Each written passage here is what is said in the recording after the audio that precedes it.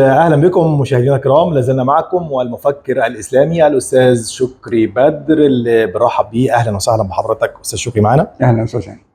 حافظوا على الصلاة والصلاة الوسطى وقوموا لله قانتين.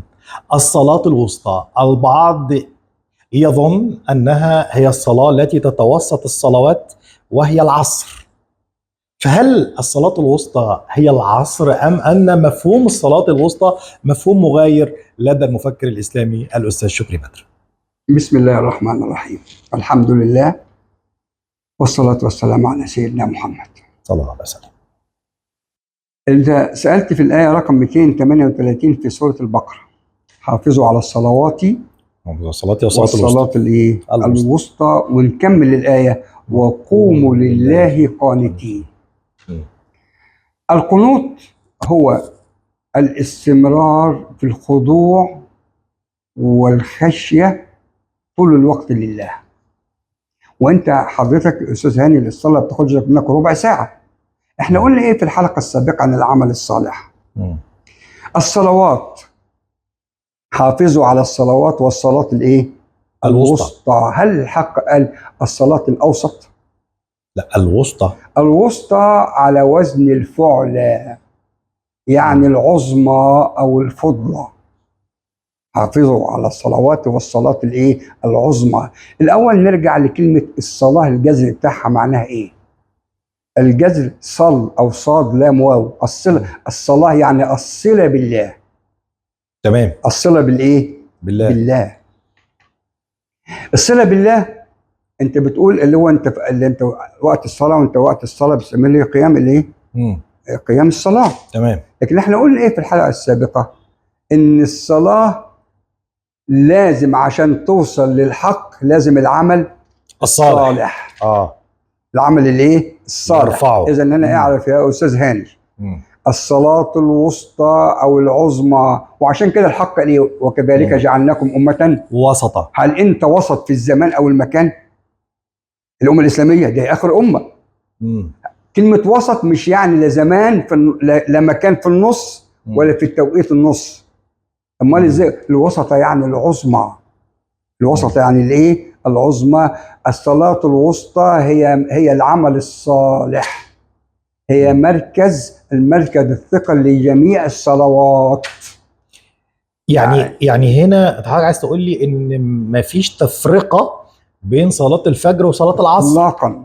الصلاة انا كدها لك دلوقتي باكثر من آية.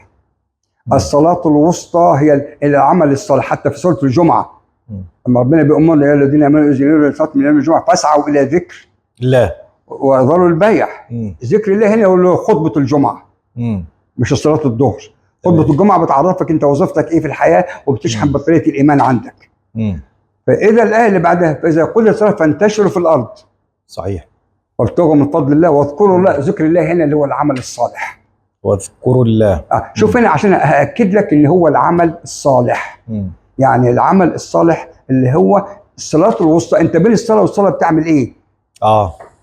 إن ما عملتش عمل صالح أو إنك عشان توصلوا لربنا عمل صالح، الصلاة لا تقبل. إحنا قلنا إيه؟ الذين آمنوا وعملوا الصالحات. أقول لك آية بقى رائعة أكثر من آية عشان نأكد هذا المعنى. في سورة الماعون الحق بيقول في آخر سورة الماعون ويل للمصلين الذين هم عن صلاتهم ساهون، الذين هم يراءون ويمنعون الماعون لآخر الآية. هنركز هنا معانا. طب الحق هنا بيقول ويل للمصلين معرفة. بمعنى ايه؟ ان هم الناس اللي بيحافظوا على الصلوات. يعني الناس دي بتصلي مش صلاة عادية كمان. وفي سورة الفتح في الآخر يبتغون فضلا من الله ورضوانا. يعني هم فعلا بيصلوا عشان يوصلوا لأعلى مقام في الجنة. عبادات، يعني العبادة موجودة.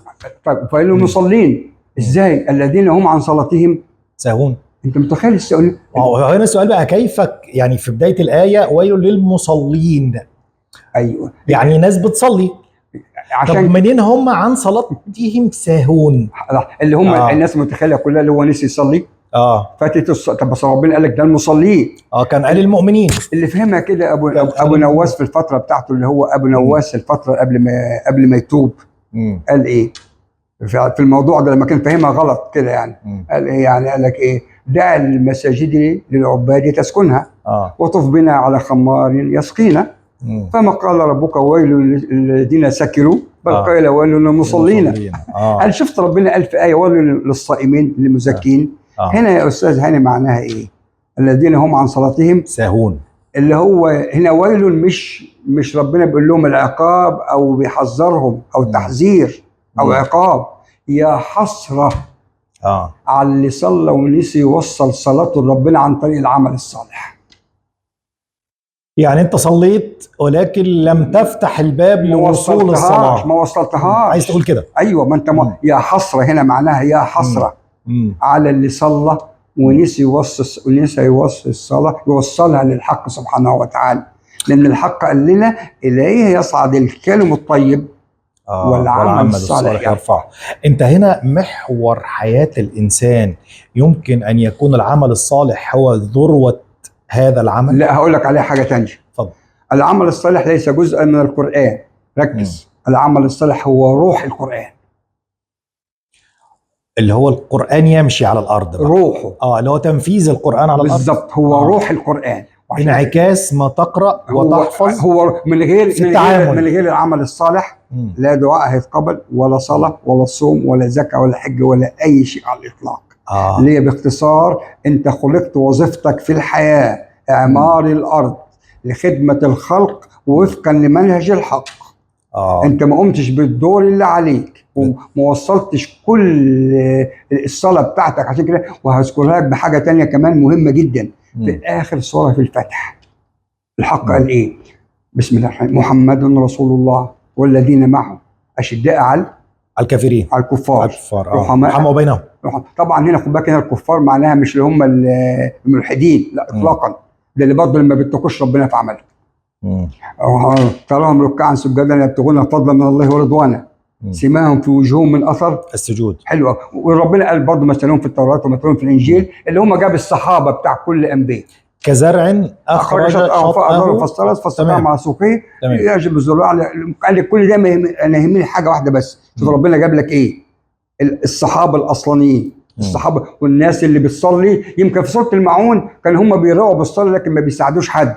لكن ده بقى اللي بيساعد وبيصلي عشان يبتغي فعلا اعلى مراتب الجنان. ربنا قال ايه في اخر الايه؟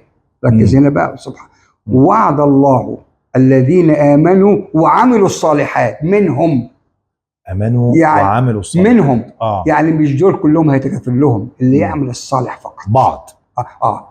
وعد الله الذين آمنوا وعملوا الصالحات منهم مغفرة وأجرا عظيما. يبقى هنا انت الصلاة بتاع العمل الصالح مش اختيار. ما هوش اختيار، ده إجبار لك انت لمصلحتك. انت مش عايز تخش الجنة؟ ما في اخر الايه بتاع من كان يريد العزه في عزه الله جميعا اللي يسعى لكلمه ربنا مصر اخره والذين يمكرون السيئات لهم عذاب شديد ومكر اولئك هو يبور. يعني انت عملت كل حاجه ولك العز في الدنيا، السلطه والمركز والفلوس، وعملت كل شيء.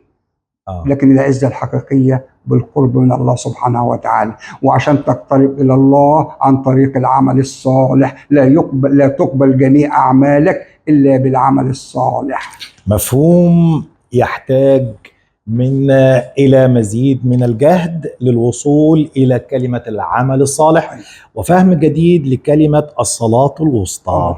بشكر حضرتك شكرا جزيلا المفكر الإسلامي الأستاذ شكري بدر على هذا الحضور، ومستمرين معك في هذا اللقاء ولكن بعد الفاصل. مشاهدينا فاصل ونعود إليكم، انتظرونا وابقوا معنا.